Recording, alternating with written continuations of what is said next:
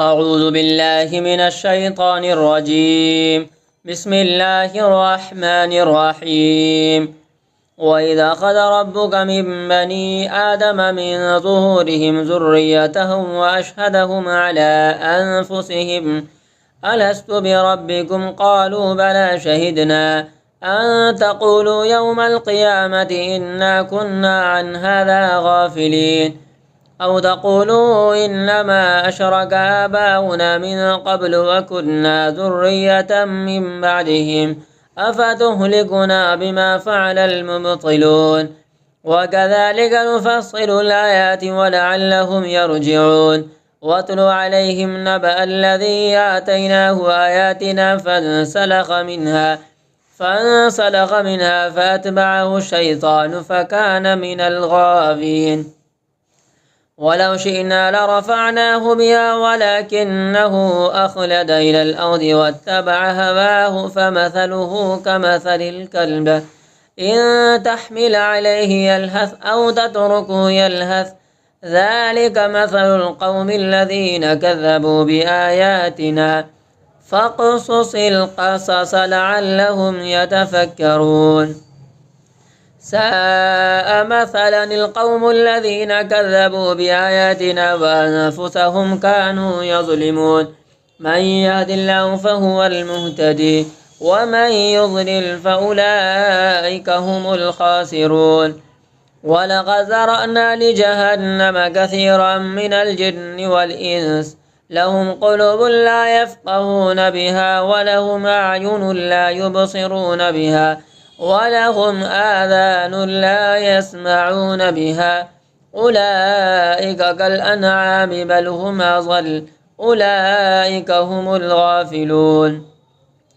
ولله الأسماء الحسنى فادعوه بها وذروا الذين يلحدون في أسمائه سيجزون ما كانوا يعملون وممن خلقنا أمة يهدون بالحق وبه يعدلون والذين كذبوا بآياتنا سنستدرجهم من حيث لا يعلمون وأملي لهم إن كيدي متين أولم يتفكروا ما بصاحبهم من جنة إن هو إلا نذير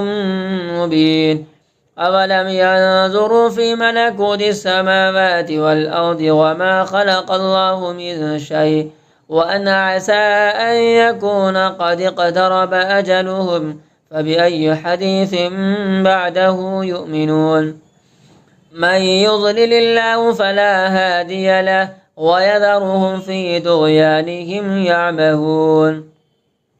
يسألونك عن الساعة أيان مرساها قل إنما علمها عند ربي لا يجليها لوقتها إلا هو ثقلت في السماوات والأرض لا تأتيكم إلا بغتة يسألونك كأنك حفي عنها قل إنما علمها عند الله ولكن أكثر الناس لا يعلمون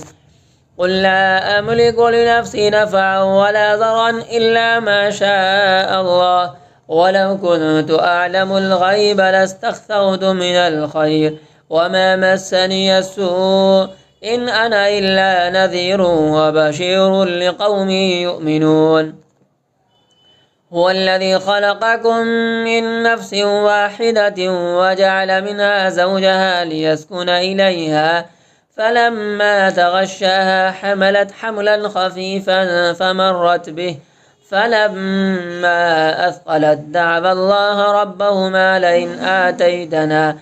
لئن آتيتنا صالحا لنكونن من الشاكرين فلما آتاهما صالحا جعل له شركاء فيما آتاهما فتعالى الله عما يشركون أيشركون ما لا يخلق شيئا وهم يخلقون ولا يستطيعون لهم نصرا ولا أنفسهم ينصرون وإن تدعوهم إلى الهدى لا يتبعوكم سواء عليكم أدعوتموهم أم أنتم صامتون إن الذين تدعون من دون الله عباد أمثالكم فادعوهم فليستجيبوا لكم إن كنتم صادقين. ألهم أرجل يمشون بها أم لهم أيدي يبطشون بها أم لهم أعين يبصرون بها أم لهم آذان